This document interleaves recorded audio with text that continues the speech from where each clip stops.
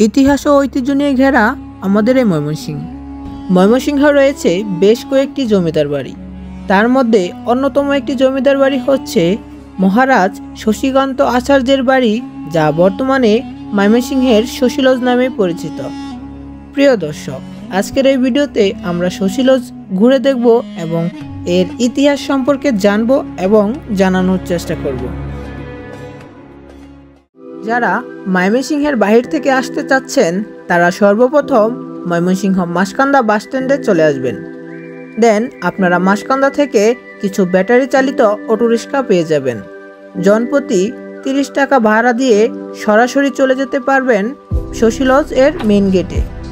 Maskanda bus stand থেকে আমরা একটি ব্যাটারি চালিত অটোরিক্সা ভাড়া করে সরাসরি চলে আসলাম শশী লজের মেইন গেটে।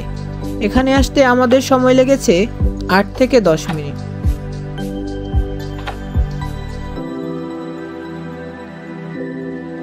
এখন আমরা গেট দিয়ে প্রবেশ করব এবং ভিতরে কি কি রয়েছে তা ঘুরে দেখানোর চেষ্টা করব।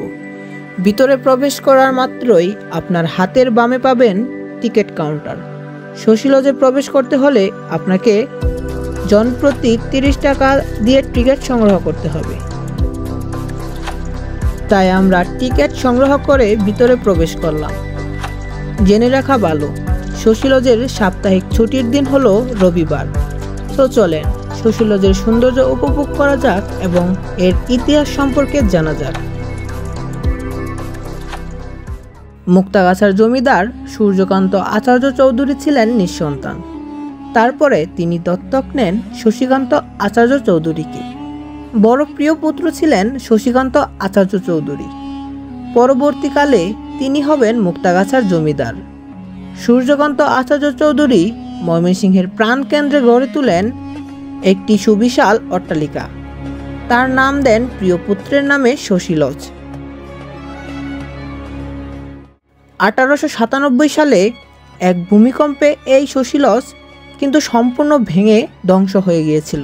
তারপরে 1905 সালে পুত্র শশীকান্ত আবার এই জায়গায় একটি বাড়ি নির্মাণ করায়। সেই বাড়ি এখন শশী লজ। জমিদার সূর্যকান্ত আচার্য চৌধুরীর 41 বছরের রাজত্বকালকে ময়মনসিংহের ইতিহাসে স্বর্ণযুগ বলে আখ্যায়িত করা হয়। পুত্র শশীকান্ত আচার্য চৌধুরীও পিতার ন্যায় জনহিত কাজ অব্যাহত রাখেন। শশীকান্ত আচার্য চৌধুরীর প্রচেষ্টায় প্রায় 9 একর জায়গা জুড়ে এই শশী লজ হয়ে ওঠে ময়মনসিংহের ঐতিহ্যবাহী অট্টালিকা। 1952 সালে শশী লজে ছিল মহিলা শিক্ষক প্রশিক্ষণ কেন্দ্র।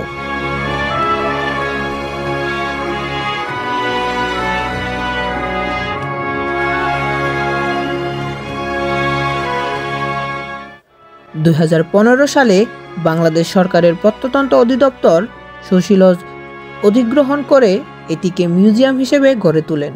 শশী লজের অন্দরমহলে এই মিউজিয়ামে রাখা রয়েছে 18 এবং 19 শতকের কিছু জিনিসপত্র।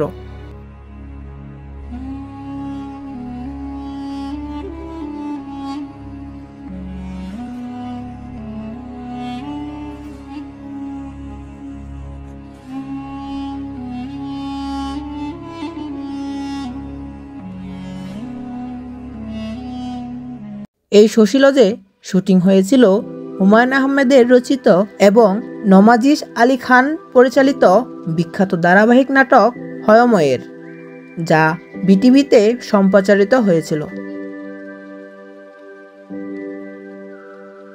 প্রিয় দর্শক, এই ছিল শশী লজকে কেন্দ্র করে কিছু বিস্তারিত তথ্য।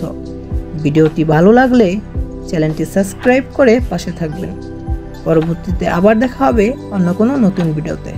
আল্লাহ হাফেজ।